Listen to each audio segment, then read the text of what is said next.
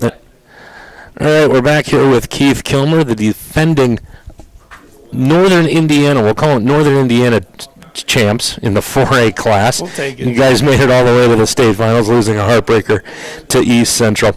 You start out the season, Crown Point, Portage, Hammond Morton, Hammond Clark.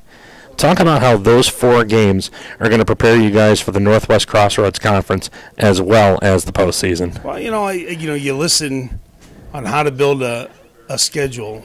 And I go back to being a young coach and listening to Bill Sharp from Jimtown. And he said you pick 3 you're going to win, 3 you're going to lose, and 3 that are toss-up. And that's kind of what we've done is we've front-loaded our schedule. We want to be tested. Obviously Crown Point's a big rivalry. There's a lot of reasons we play Crown Point. Number one, it tells us what our mistakes, what our weaknesses are, but it's also a great gate.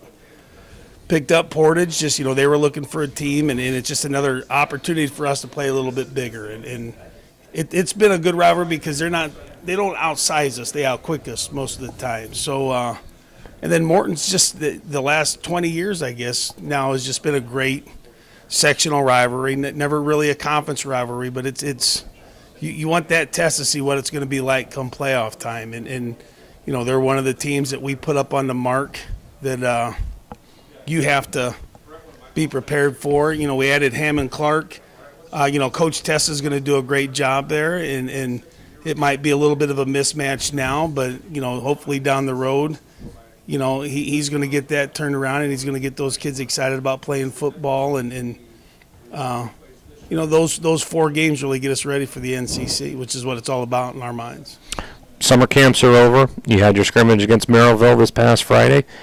What are some of the things that really stuck out in your mind from the camps and the scrimmage, as well as some of the surprises on your squad? We've got great leadership, and that's the big key.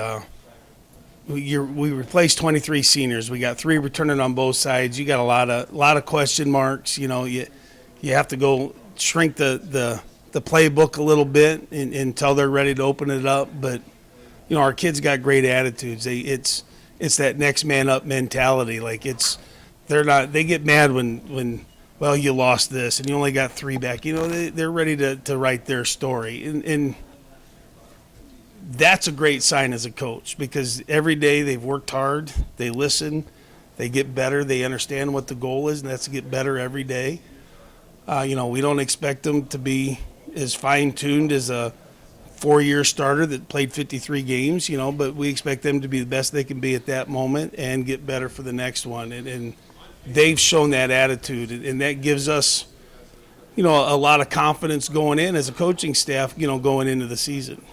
It might be rough early. We might be great early, but we feel we're going to be pretty good come week 10. All right, offense, defense, special teams, put the whole package together. What will it take for Lowell to not just have a great and successful season, but possibly another trip down to Indianapolis? One game at a time, obviously. We just got to figure out what our niche is going to be. And, that's kind of the way we've done things, and it might take us a little time, but we got to figure out what we can hang our hat on. Last year it was we could spread it out. We had athletes on the outside that teams had to honor, and that allowed us to do some things different. If we got to pack it in and go to the Power I and try and run it straight ahead, we'll do that. And we're still trying to figure that out. We still got a little bit of the summer offense going, but we're going to have to figure that out. We got a great kicker, a kid that didn't play last year, came back out. So special teams, we feel pretty confident. Defensively is going to be our strength right now, because we got 3 defensive linemen coming back, and that's a great anchor that's going to help out young linebackers, going to help out, that safety, because we should be able to get some pressure early, and that's going to help those younger guys until they – we give them to about week 4, and then they're no longer young guys, and that's about what we got. All right, Keith. Hey, best of luck to you and the Red Devils this year. Thank you.